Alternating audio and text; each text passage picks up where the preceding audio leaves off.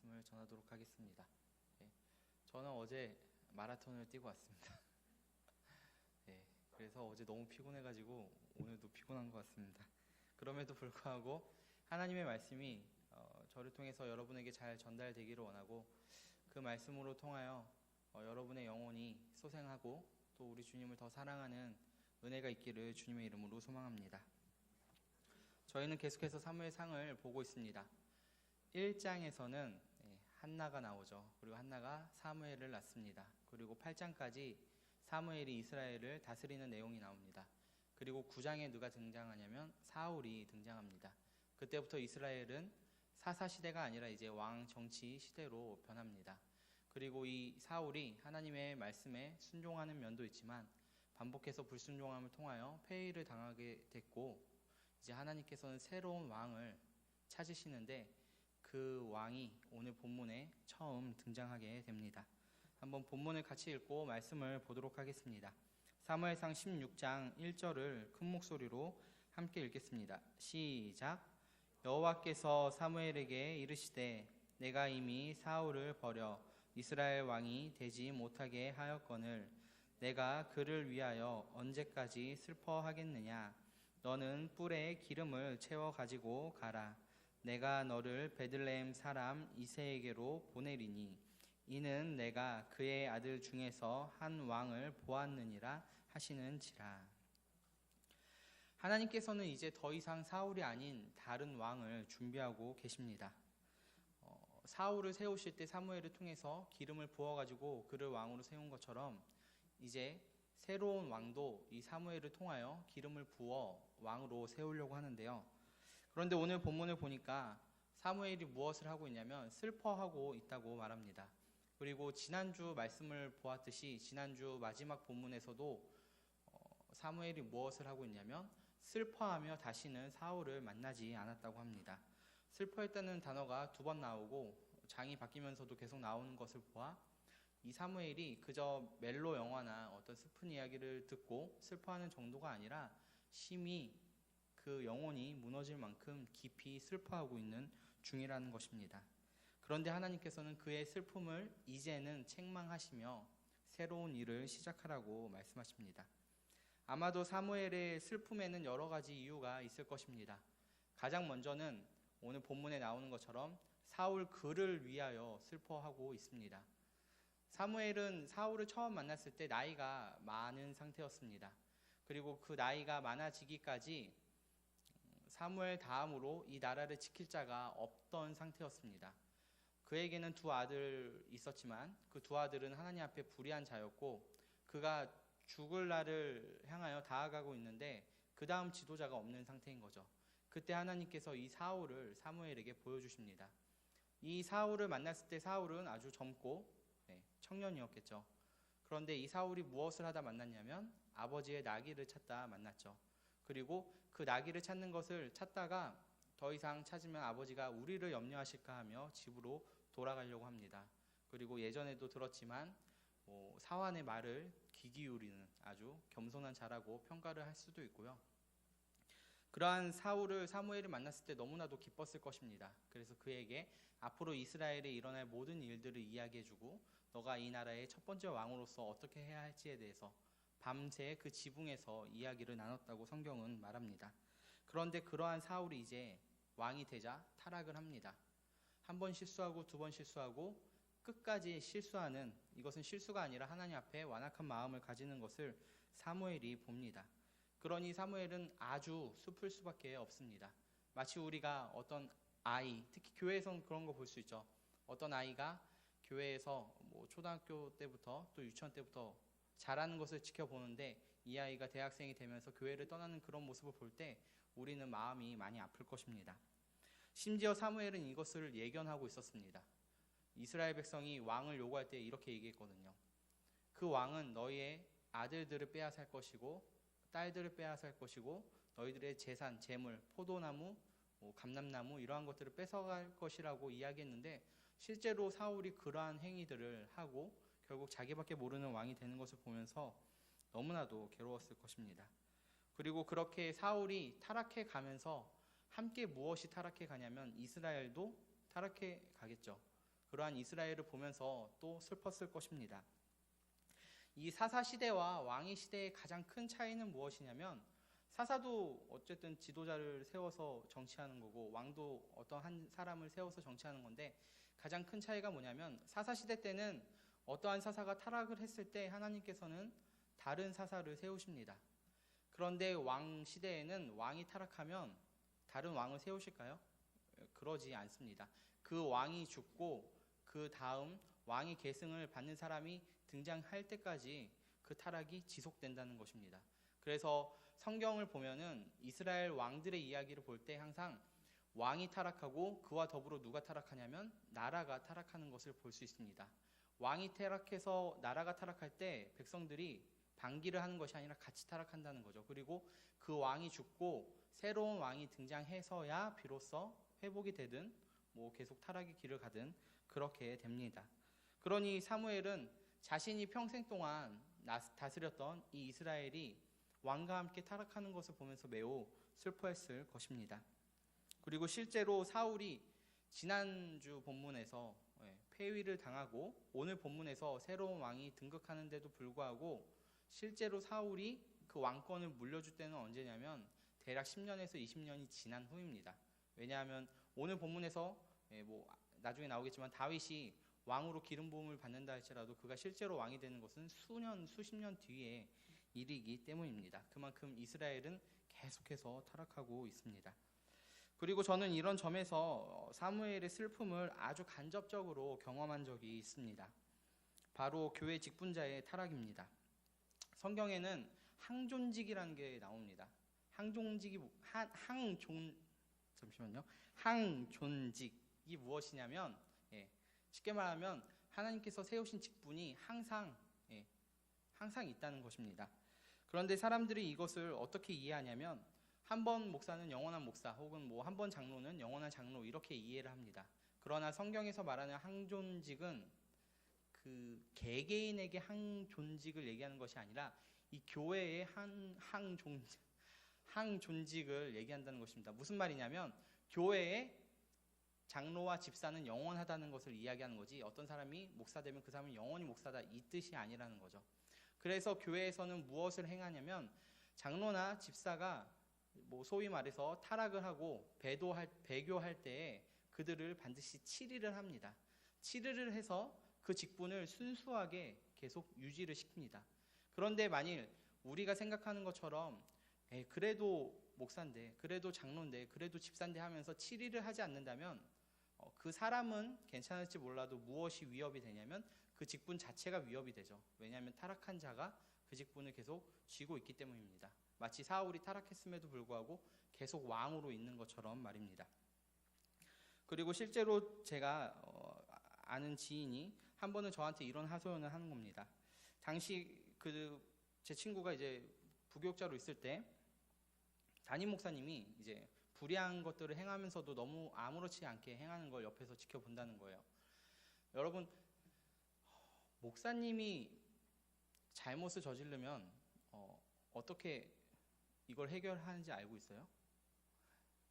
예를 들어서 청년들이 잘못하면 제가 뭐라고 하겠죠. 쉽게 말하면 목사가 잘못을 하면은 저희 장로교회에서는 당회라는 것을 통해서 또 다른 장로들이 이제 그를 책망할 수 있습니다. 한 번 권면하고 두 번, 세 번 권면하고 또 교회를 통해 권면하고 저희 교단에서는 노회를 통해서 권면하고 그래도 안 되면은 이제 치리를 내리는 거죠.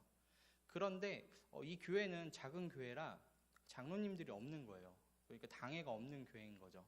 그리고 이 목사님이 이 교회에서 사역을 20년, 30년 하신 거예요. 그러니까 목사님의 불의를 누군가 발견해도 아무도 말을 못하는 거죠. 그래도 우리 교회에서 수십 년 동안 이렇게 헌신하셨는데 이런 맥락이죠. 그렇다면은 그렇게 당회가 없을 때는 어떻게 치리를 해야 되냐면 노회에서 해야 합니다. 그런데 이분이 제가 그 이야기를 들었을 때 그 작년에 뭘 하셨냐면 노회장을 하셨습니다. 그러니까 노회에서도 치리를 할 수 있을까요? 없을까요? 못하겠죠. 그러한 현실을 제 친구가 보면서 어떻게 해야 될지를 또 이렇게 타락해가는 또 교회가 무너져가는 그런 현실을 보면서 안타까워한다는 것입니다. 이것이 교회의 정말 큰 슬픔이 될 수 있겠죠. 그래서 그만큼 직분자를 세우는 것이 마치 왕을 세우는 것이 중요한 것처럼 직분자를 세우는 것이 중요하다 말할 수 있습니다. 아무튼 이처럼 사무엘은 여러 가지 이유를 가지고 크게 슬퍼하고 있는 상황에서 하나님께서 그를 부르시고 이제 다시 새로운 왕을 세우라고 요구하십니다. 한번 2절과 3절을 제가 한 절 읽고 여러분이 한 절 읽겠습니다. 제가 먼저 읽습니다. 사무엘이 이르되 내가 어찌 갈 수 있으리이까 사울이 들으면 나를 죽이리이다 하니 여호와께서 이르시되 너는 암송아지를 끌고 가서 말하기를 내가 여호와께 제사를 드리러 왔다 하고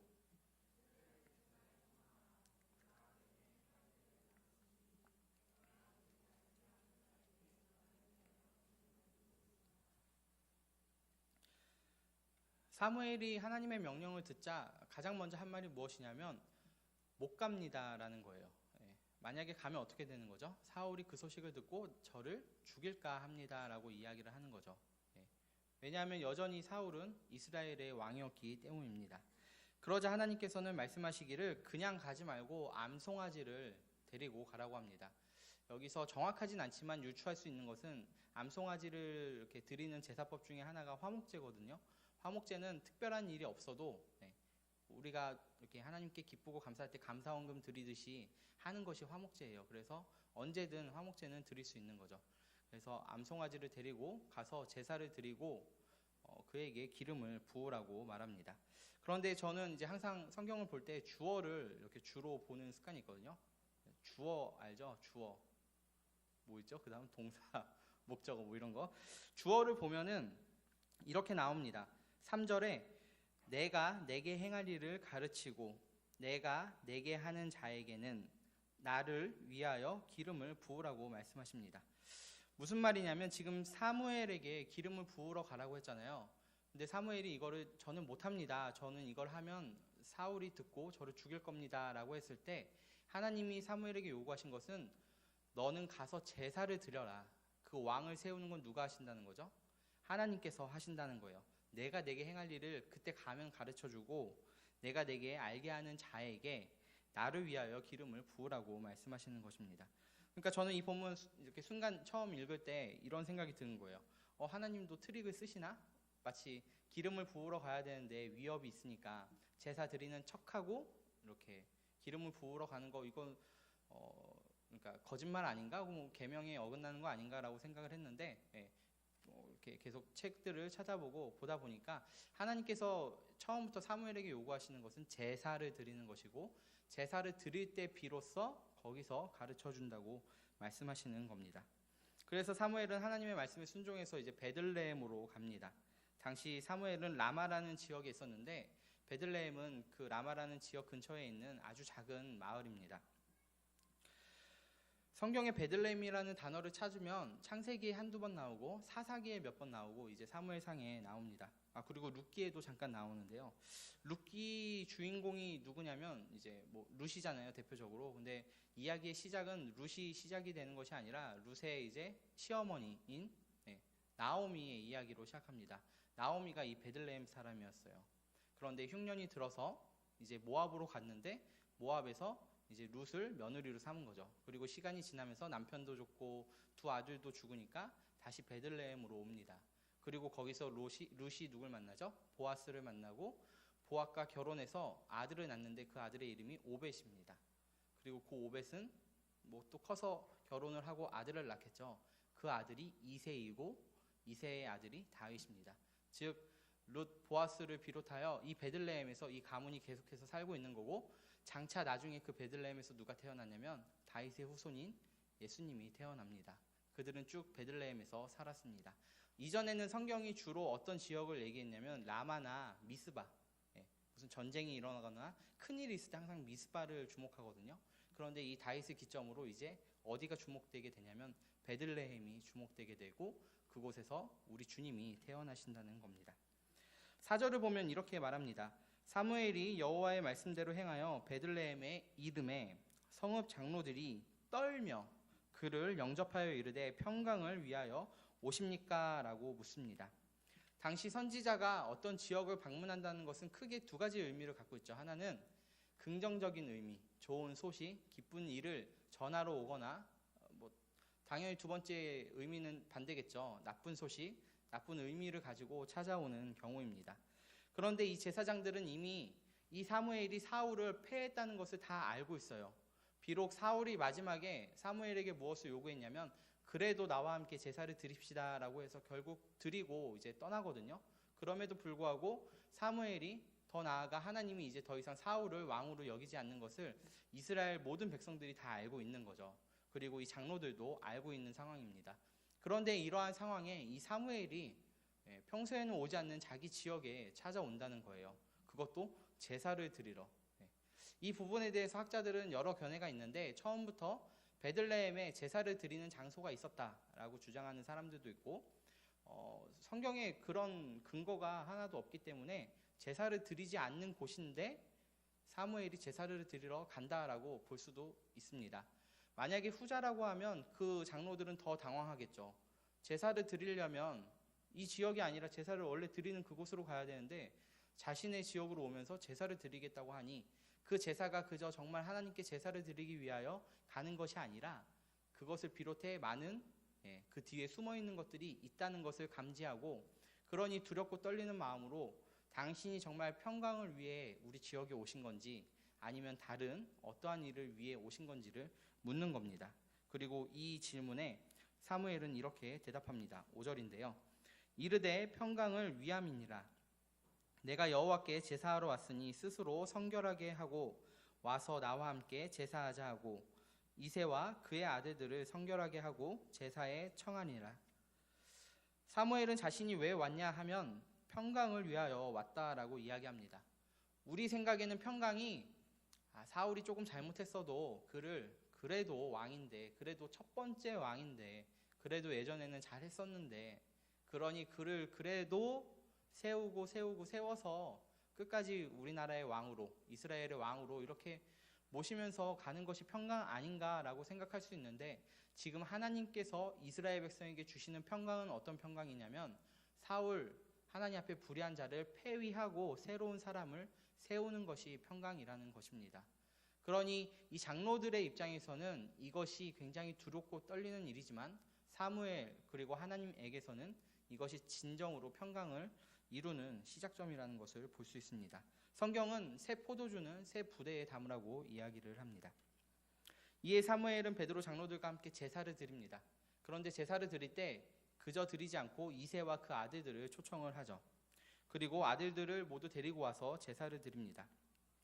지금 정세가 정치적으로 어떻든 이새와 그 아들들 입장에서는 그 위대한 선지자 사무엘이 우리를 제사로 초청한다는 것은 굉장히 되게 좋은 거죠. 마치 대통령이 우리를 청와대에 초청해서 만찬을 함께 한다면 우리가 기뻐하는 것처럼. 그러니까 아마도 그들은 아주 이쁘고 아주 좋은 옷을 입었을 것입니다. 또 오늘 본문에서는 성결하게 하라고 하는데 출애굽기에서는 성결하게 하는 것이 무슨 의미냐면 씻고 옷을 빨아서 단정하는 것을 뜻합니다. 그러니 그들은 자신이 갖고 있는 최고의 것을 가지고 잘 꾸며서 왁스도 바르고 그렇게 제사장에게 나아갔을 것입니다. 그리고 사무엘이 이새의 첫 번째 아들을 만나는데요. 한번 이거는 같이 읽도록 하겠습니다. 사무엘상 16장 6절에서 7절인데요. 제가 6절 읽고 여러분이 7절 읽으면 됩니다. 그들이 오매 사무엘이 엘리압을 보고 마음에 이르기를 여호와의 기름 부으실 자가 과연 주님 앞에 있도다 하였더니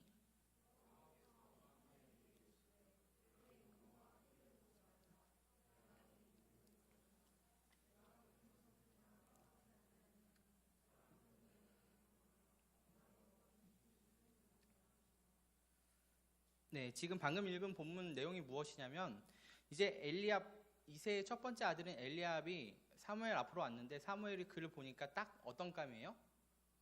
왕이 될 감이구나 하는 거죠. 그래서 기름을 부으려고 하는데 하나님이 말씀하시기를 외모를 보지 말라고 말씀하시며 나는 사람이 아니기 때문에 사람의 중심을 본다고 말씀하십니다. 이 부분에 있어서 많은 학자들이 이 사무엘의 행동을 굉장히 책망을 해요. 뭐냐면은 처음 사울이 왕이 될 때에도 성경에 어떤 표현이 있냐면 그가 키가 컸고 준수하더라라는 표현이 있어요. 그러니까 외적으로 굉장히 누가 봐도 왕이 될 사람이네 라는 표현이 있는 거죠. 그리고 그 사울이 왕이 되었을 때 타락하고 실패를 합니다. 그런데 새로운 왕을 뽑기 위하여 이새의 아들들을 만났는데 이 사무엘이 또 사울을 만났을 때와 같은 관점으로 딱 보니까 엘리압이 왕이 될 만한 사람이네 라고 하고 기름을 부으려고 했다 하나님이 못 붓게 한다는 거예요. 그러니까 뭐 이런 책망인 거죠. 잘못을 범했는데 그것을 또 범한다는 식으로 이렇게 책망을 합니다. 그런데 이제 김홍전 목사님이라는 분은 이 본문을 조금 다르게 해석을 해요. 그리고 저도 이것을 읽고 고민하면서 좀 더 저도 여기에 동의가 됐는데요. 김홍전 목사님은 이렇게 설명을 합니다. 이제 제 표현식으로 읽어볼게요. 이미 사무엘은 사울을 통해서 실패를 경험했다. 그러니까 더 이상 외모를 보고 사람을 뽑지 않을 것이다. 더군다나 사무엘은 아주 뛰어난 선견자였고 이미 많은 사람들을 경험한 사람이었고 하나님의 기이한 역사들을 많이 체험한 사람이기 때문에 그저 외모만 보고 사람을 뽑는 가벼운 사람이 아니다. 그러므로 사무엘은 엘리압을 봤을 때 그저 그 외모만 보고 말하는 것이 아니라고 또 그렇게 보기가 어렵다고 말합니다. 그러면 우리는 이런 질문이 나올 수 있죠. 아니 오늘 본문에 사무엘이 용모와 키를 보지 말라, 외모를 보지 말라고 책망을 받잖아요. 그러면 이건 어떻게 해석을 해야 하는가라는 질문이 나올 수 있는데 여기서 7절에 나오는 외모라는 단어가 히브리어로 에이나임이에요. 우리나라 말로 하면 눈이에요. 눈. 그러니까 직역을 하면 그러니까 하나님이 이렇게 책망하는 거죠. 사람은 사람의 눈을 보지만 하나님은 사람의 중심을 본다라고 말씀하시는 거예요. 그러니까 사무엘이 지금 엘리압의 어떠한 점을 봤냐면 그냥 이 겉칠에 있죠. 머리카락이 얼마나 길고 키가 몇 센치고 이것을 봤다고 말하기보다는 그의 눈을 보고 이 사람은 왕이 될 감이네 라고 생각을 했는데 하나님은 그거를 책망하셨다는 거예요.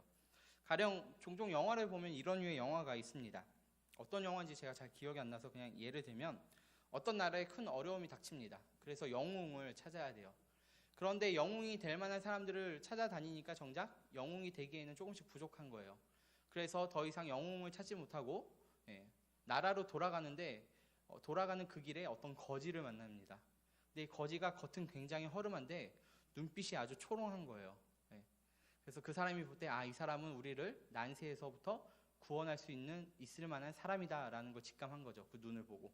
그 눈빛은 초롱하다 못해 영롱합니다. 그래서 그를 데리고 나라에 데려가서 훈련을 시키고 전사로 키우면서 결국 그 사람이 뭐 나라를 구했다 이런 류의 이제 영화들 있잖아요. 그러니까 주인공이 허름하고 부족한 사람이었는데 그 안에는 굉장히 뛰어남이 있는 것, 이것을 관찰하고 그를 데려가는 이런 류의 영화가 있습니다. 사울이 지금 엘리압을 그런 방식으로 바라봤다는 거죠.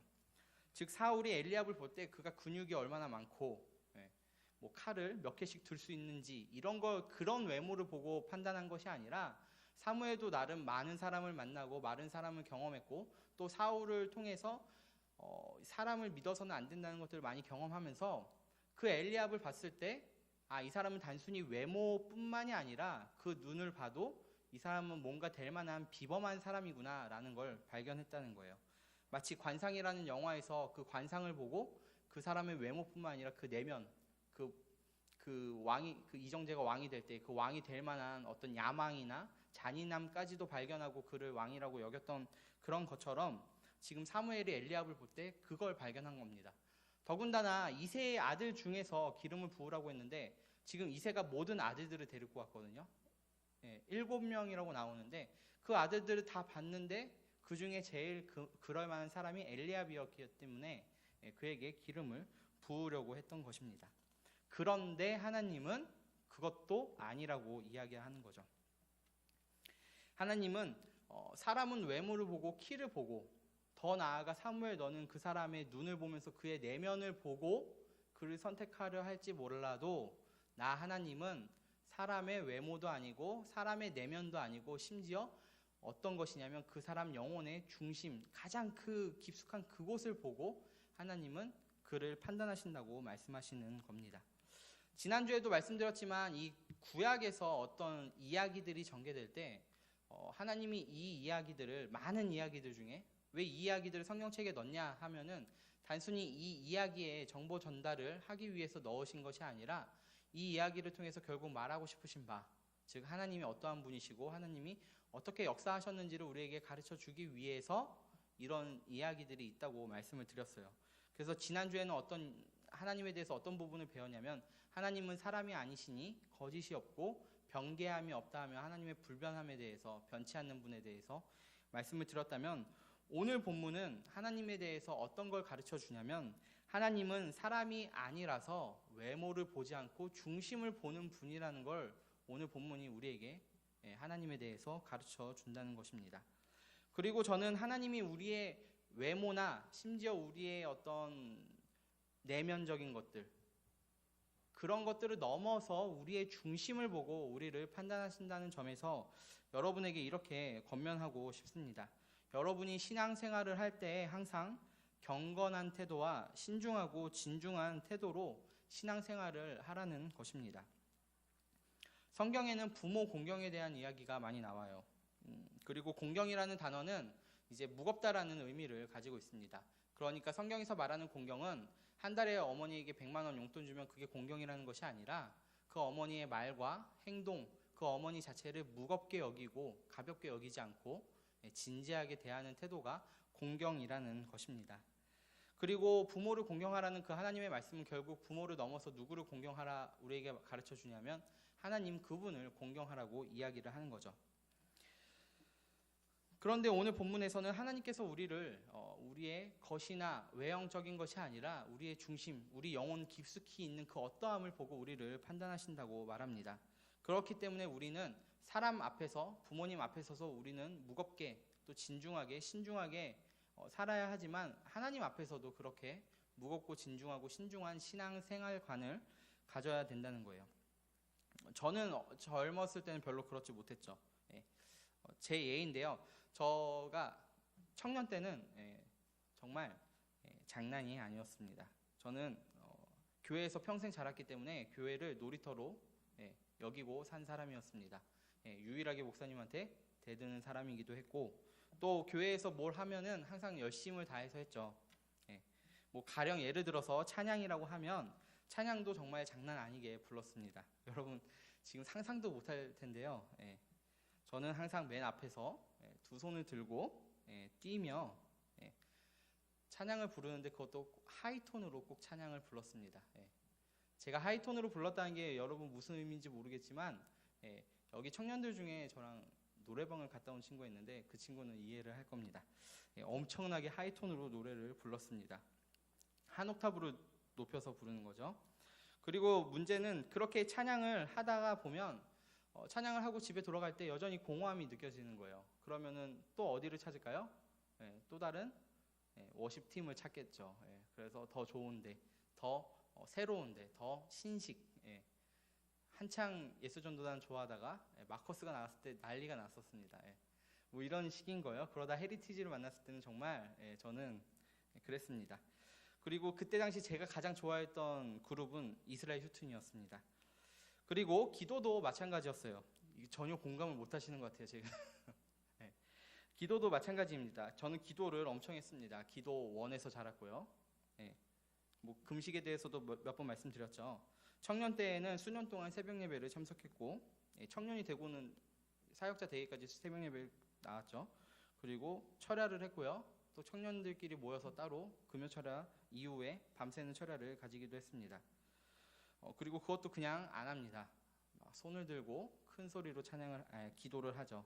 마치 하나님께 명령을 하듯 찬양을 합니다. 그리고 기도회를 나오면 이런 마음을 품죠. 아니 근데 쟤는 왜 왔어? 이러면서 또 미운 마음을 품습니다. 제가 말씀드리고 싶은 거는 찬양도 엄청 하고 기도도 엄청 했지만 제 삶은 여전히 그저 그런 삶이었다는 것입니다.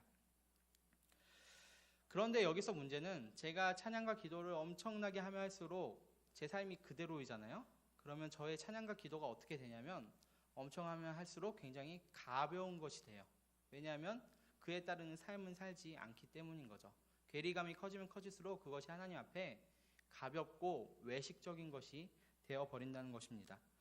당연히 저는 그때 그 기도와 찬양이 거짓이라고 말하지 않습니다. 진심으로 담은 하나님께 한 것이었지만 결국 제 삶으로 그 찬양과 기도를 증명하지 못한 거였죠. 그랬을 때 하나님께서는 저의 찬양을 광야에 외치는 메아리와 같이 여길 것이고 저의 기도를 중언부언과 같이 여기실 것입니다. 지금도 저는 찬양을 불같이 할 수 있습니다. 여전히 제 몸에는 헤리티지 특유의 바운스가 있습니다. 가끔 뒤에서 나올까 절제를 하는데요. 그리고 예전 찬양을 부를 때면 중간중간 나오는 스킷들이 다 머릿속에 생생합니다. 뭐 그런 거 있잖아요. 가사 있고 그 사이에 스킷, 그런 것들 있어요. 그런 것들도 다 기억이 나고요. 그런데 안 합니다. 왜냐하면 하나님 앞에 찬양을 진중하게 하기 위해서예요. 좀 더 설명해 볼게요. 기도도 예전처럼 할 수 있습니다. 여전히 방언을 할 수 있고요. 이렇게. 저는 지금은 이제 방언이 무의미하다고 생각하는데 쉽게 울고 불고 소리 지르며 기도할 수 있습니다. 그런데 이제는 그렇게 안 합니다. 왜냐하면 경험상 그렇게 하면 할수록 기도가 쉽게 나와요. 그러니까 제 생각보다 기도가 먼저 나오는 거죠. 제 사고, 제 이성보다 기도가 먼저 막 빠바박 나오잖아요. 그럴수록 제 기도가 가벼워지기 때문이에요. 왜냐하면 그렇게 기도하고 나가서 기도 기억도 못 하거든요. 그러니까 저는 이제 그렇게 기도를 안 합니다. 그렇게 찬양하고 그렇게 기도를 하면 할수록 그렇게 살지 못할 때 그 찬양과 기도는 하나님 앞에 아주 가벼운 것들이 되어버립니다. 겉모양이 되어버리고 제 기도 열심히 하는 친구야 이렇게 겉모양이 되어버리고 그래도 제 찬양팀 리더야 뭐 이런 식으로 된다는 거죠. 그러니 지금 제가 여러분에게 말씀드리고 싶은 것은 찬양하지 말라는 소리가 아니에요. 이것도 찬양하지 말라고 이해하는 친구들이 있을까봐 기도도 열심히 해야 돼요. 기도하지 말라는 소리가 아닙니다. 다만 기도든 찬양이든 정말 하나님 앞에 우리의 신앙과 우리의 몸과 마음과 오늘 본문의 표현처럼 우리의 중심을 다하여 그분께 찬양하고 기도한다면 한자 한자를 여러분의 삶의 무게를 두고 기도하라는 거예요.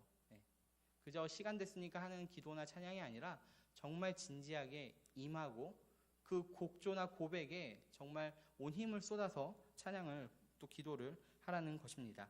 잠언 4장 23절은 이렇게 말합니다. 모든 지킬 만한 것 중에 더욱 내 마음을 지키라. 생명의 근원이 이에게서 남는다라고 나온다고 이야기를 합니다. 그러니 하나님 앞에 여러분의 마음을 그 중심을 잘 지키는 여러분이 되시기를 주님의 이름으로 간절히 소망합니다. 그리고 더 나아가 이렇게 권면할 수 있습니다. 예레미야 17장 10절은 이렇게 말하는데요. 나 여호와는 심장을 살피며 폐부를 시험하고 각각 그의 행위와 그의 행실들을 보응한다라고 말합니다. 앞에 부분은 이렇게 말했어요. 심장을 살피고 폐부를 시험하신대요. 이게 이제 쉽게 말하면 우리의 중심을 보신다는 거예요. 우리의 심장과 우리의 폐부를, 우리 안에 있는 것들을, 우리 중심을 보신다는 거고, 두 번째로 얘기하신 건 그 중심을 보시는 그분이 뭘 가지고 여러분을 판단하냐면 각각 그의 행위와, 행위는 뭐죠? 겉으로 드러나는 것이죠. 행위와 행실로 보응을 한다고 말합니다. 그러니까 첫 번째로 여러분이 중심을 다하여 하나님께 기도하고 찬양을 한다면 두 번째로는 그것을 가지고 여러분의 행실과 행위가 이루어져야 된다는 거예요. 이것이 서로 유기적으로 연결되지 않는다면 하나님께서는 우리를 우리의 중심을 그렇게 여기시지 않을 것이고 실제로 우리의 중심도 그렇지 않다는 것을 반증하게 되는 것입니다. 그러니 우리의 마음 중심을 하나님께 잘 지키고 더 나아가 그 중심과 마음대로 하나님 앞에서 사는 여러분이 되기를 주님의 이름으로 소망합니다. 다시 본문으로 돌아오면 7절에 조금 독특한 표현이 있어요. 한번 우리 7절 다시 읽어볼까요? 자, 7절 읽겠습니다. 시작.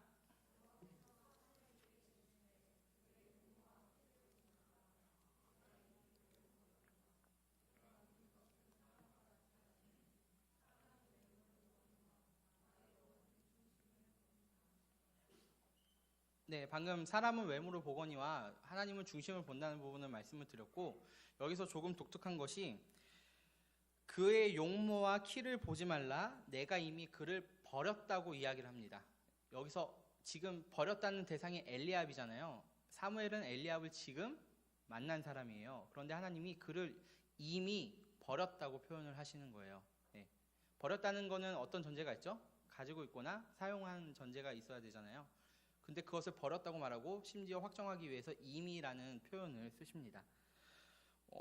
엘리압을 이제 막 봤는데 아직 그는 왕도 되지 않았고 하나님께 사용된 적도 없는데 그를 이미 버렸다고 표현하시는 거 어떻게 이해해야 하는가? 지금 하나님께서는 이 엘리압 한 개인을 버렸다고 말하는 것이 아니라 사람의 용모와 키, 그 외모를 보고 뽑은 그를 버려셨다는 거죠. 그러면 예전에 하나님이 용모와 키를 가지고 뽑은 사람이 있었어요. 누구죠? 키가 크고 준수한 사울이죠. 그러니까 그런 사람이 보기에 좋은 것들로 뽑힌 그 왕은 내가 이미 버렸어. 이제는 더 이상 그렇게 뽑지 않고 중심을 보고 뽑을 거야 하고는 뽑은 자가 바로 다윗이라는 것입니다. 그러자 사무엘이 이새에게 이렇게 묻습니다.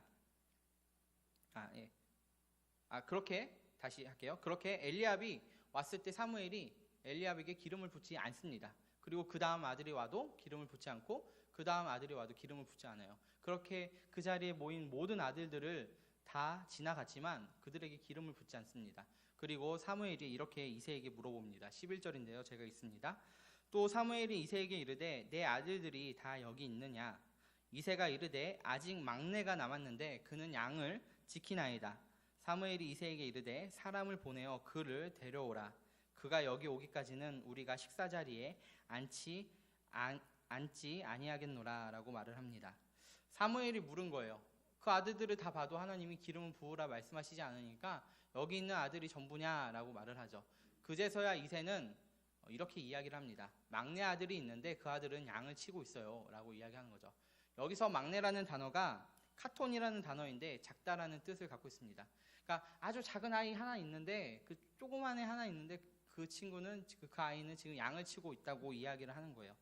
그런데 이 단어를 송태근 목사님이 이렇게 얘기하시더라고요. 이거 제가 좀 찾아봤는데 못 찾아서 진짜인지는 모르겠어요. 뭐 목사님이 말씀하시니까 진짜겠죠?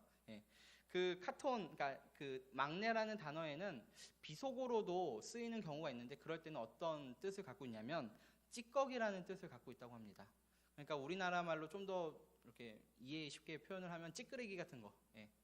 이렇게 찌끄레기는 뭐하고 있어 이렇게 표현하잖아요 우리가. 그렇게 이제 다윗을 비유했다고 이야기를 하는 거예요. 그 아버지가. 그러니까 송태근 목사님의 해석으로 보면은 찌끄레기 하나 있는데 걔는 지금 양치고 있습니다. 그리고 자기가 데리고 오지 않았다는 거는 걔는 신경 쓰지 않아도 됩니다라고 이야기를 했다는 거죠. 그런데 사무엘은 그가 오기 전까지는 식사를 하지 않겠다고 이야기를 해요. 지금 제사를 드렸고 제사를 마치고 나서 화목제는 이제 그 제물을 서로 나눠 먹거든요. 나눠 먹기 위해서 이제 식사하는 자리로 옮겨서 앉아서 먹어야 되는데 그가 오기 전에는 내가 가지 않겠다고 말하는 거예요.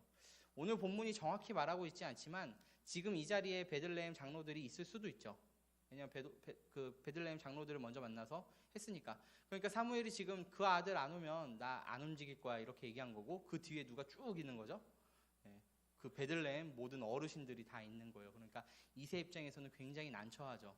아무리 찌끄레기라 할지라도 그분들이 그러고 버티고 있으니까 데리고 옵니다. 그리고 비로소 오늘 본문의 하이라이트인 이제 그 이야기가 등장하는데요. 한번 12절과 13절을 한 절씩 읽도록 하겠습니다. 제가 먼저 읽습니다. 이에 사람을 보내어 그를 데려오매 그의 빛이 붉고 눈이 빼어나고 얼굴이 아름답더라. 여호와께서 이르시되 이가 그니 일어나 기름을 부으라 하시는지라.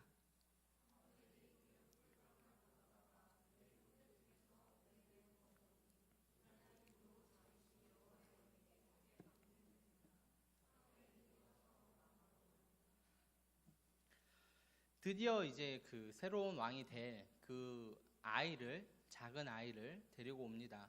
이 전까지는 다윗이라는 단어가 나오지 않아요. 나오지 않고 막내라는 단어만 나오는데 성경을 보니까 이 다윗은 첫 번째 왕인 사울과 비교를 많이 할 수 있습니다. 뭐 가령 사울은 사람들이 볼 때 키가 큰 자였죠. 준수하고 누가 봐도 왕이 될 사람이었어요. 그런데 반대로 다윗은 아버지나 형제들이 봐도 어떤 사람인 거죠? 그러니까 왕은커녕 이 제사의 자리에도 참여하지 못할 만한 아주 작은 아이라는 거예요. 또한 사울은 왕이 될 때 수많은 장로들과 함께 식사를 했고 모든 이스라엘 백성 앞에서 제비뽑기로 왕으로 선출이 됩니다. 하지만 다윗은 그리 많은 사람들이 없는 곳에서 홀로 왕이 됩니다.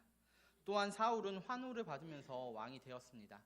그런데 다윗은 지금 본문에서 기름 부음을 받는데 심지어 이 기름 부음이 뭐 때문인지도 몰라요. 지금 가르쳐 주지 않았거든요. 그러니까 그냥 기름 부음을 받고 있는 거예요. 하나님은 그를 왕으로 기름 부었지만 그는 자기가 왕이 될 거라는 것조차 모르고 그냥 받고 있는 상황입니다.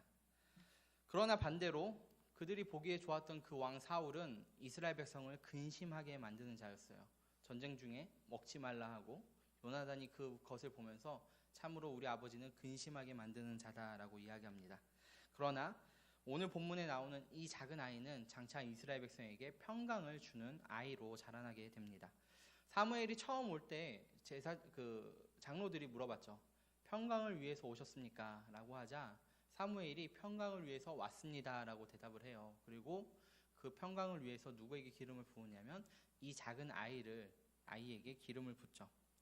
그리고 그를 통해서 이스라엘이 하나님의 민족이 다시 회복되는 것을 볼 수 있습니다. 그리고 나중에 성경에 또 다른 볼품없는 자가 등장합니다. 세상은 그 작은 자를 보면서 미쳤다고 말하기도 하고 그가 하나님의 말씀을 전할 때 아니 목수의 아들이 무슨 저런 얘기를 해 하면서 비웃기도 합니다. 그러나 하나님께서는 그를 보시고 이렇게 설명을 합니다. 마태복음 3장 17절에 하늘로부터 소리가 있어 말씀하시되 이는 내 사랑하는 아들이요 내 기뻐하는 자라 하시니라. 그는 우리의 평강을 위해서 오셨습니다. 이사야 9장 6절은 말하기를 이는 한 아기가 우리에게서 낳고 한 아들을 우리에게 주신 바 되었는데 그의 어깨에는 정사를 메었고 그의 이름은 기묘자 모사라 전능하신 하나님이라 영존하신 하나님 아버지라 평강의 왕이라 말합니다. 그리고 친히 십자가에 죽고 부활하심으로 죄인인 우리로 하여금 죄가 없으신 그 하나님과 화목을 이루십니다. 로마서 5장 17절에 곧 우리가 원수 되었을 때 그 아들의 죽으심으로 말미암아 하나님으로 더불어 화목되었은즉 화목된 자로서는 더욱 그의 살으심으로 인하여 구원을 얻는다고 말합니다. 그리고 마지막으로 우리 주님께서는 하늘로 올라가시기 전에 그 제자들에게 이렇게 말씀하십니다. 예수께서 또 이르시되 너희에게 평강이 있으라. 아버지께서 나를 보내신 것 같이 너희도 내가 보내노라 라고 말을 합니다. 이제는 너희의 평강이 너희에게 머무는 것을 넘어서 믿지 않는 자들에게 전파되게 하신다는 것입니다.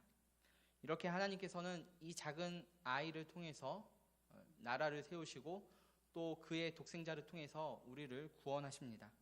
말씀을 정리하면요. 오늘 본문 1절에서는 하나님께서 사무엘에게 명령을 하십니다. 기름을 부으라. 그리고 마지막 절인 13절에서는 사무엘이 하나님의 명령을 따라 기름을 부었습니다. 그리고 그 사이에는 누가 등장하냐면 작은 아이인 다윗이 등장합니다. 세상은 그 아이를 막내 아이다, 작은 아이다, 찌끄레기다 이렇게 비웃지만 하나님께서는 그를 보고 뭐라고 표현하시냐면 빛이 붉고 눈이 빼어나고 얼굴이 아름답다라고 말합니다. 세상은 그를 양치기라고 무시하지만 하나님께서는 그를 하나님의 양떼를 돌보는 목자로 만들어 주십니다. 그리고 그렇게 하나님의 양떼를 돌보는 목자 다윗은 우리 주님을 보고 이렇게 고백을 합니다. 여호와는 나의 목자이십니다. 양을 치는 그 목자가 이스라엘을 다스리는 목자가 되었고 그 목자가 예수님께 고백하기를 여호와는 나의 목자입니다 라고 고백을 합니다. 그러므로 내가 부족함이 없습니다. 당신은 나를 푸른 풀밭으로 누이시고 쉴만한 물가로 인도하십니다. 내가 사망의 음침한 골짜기에 간다 할지라도 당신은 나를 구하십니다. 당신의 지팡이와 막대기로 말입니다. 그러니 오늘 본문은 우리에게 이야기하고 싶은 것은 무엇이냐면 결코 사울도 우리의 영원한 구원자가 아니고 사무엘도 우리의 영원한 구원자가 아니고 그렇다면 다윗일까요? 다윗도 아닙니다. 우리의 구원자는 오로지 우리의 목자와 우리의 목자장이 되시는 우리 주 예수 그리스도 뿐입니다. 그러므로 저는 여러분이 이 주님을 잘 믿는 작은 아이가 되었으면 좋겠습니다. 세상은 비록 우리를 작은 아이라 하며 비웃고 조롱할지 몰라도 우리 주님께서는 이 작은 아이를 주님의 자녀로 삼아 주십니다. 그리고 우리에게는 그것이 인생의 전부입니다. 마치 세상은 거창한 것들을 이야기합니다. 가장 부러운 거 이제 이렇게 TV로 보다 보면 세계 여행한 사람들 보면 좀 부러워요. 예. 근데 한 번은 7년 동안 전 세계를 돌아다닌 사람을 봤는데 뭐 엄청 자랑하는 것 같지만 그에게 남는 것은 아무것도 없습니다. 해외여행을 한 번 안 가도 이 자리를 지키는 여러분에게 더 큰 것이 있다는 것을 여러분은 잘 기억해야 합니다. 다윗이 이렇게 고백합니다. 내가 이 세상에서 왕으로 1000년 동안 사는 것보다 내가 저 하나님의 전에서 문지기로 하루만 사는 것, 그것이 나에게 더 낫다라고 고백을 합니다. 그러니 이 세상에서 이 세상의 것들을 취하기 위하여 아웅다웅하는 것이 아니라 우리에게 참으로 평강을 주시는 그 평강의 왕이신 우리 주님을 잘 믿으며 그의 작은 아이가 되시기를 주님의 이름으로 소망합니다. 기도하겠습니다.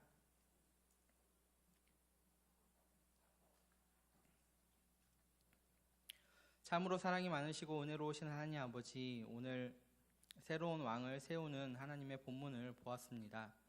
세상 사람들은 그 작은 아이를 작다 하고 무시하고 양치기라 없는 사람 취급하지만 하나님께서는 그를 보며 빛이 붉고 눈이 빼어나고 매우 심히 아름답다 말씀하십니다.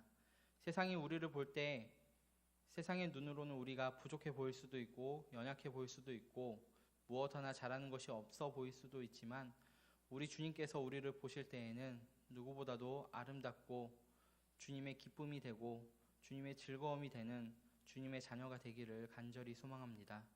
그리고 주께서 우리를 그렇게 기뻐하시고 이뻐하실 때에 우리 또한 주님을 기뻐하며 사랑하며 주님의 복음을 가지고 이 세상을 살아갈 수 있도록 은혜를 허락하여 주시옵소서.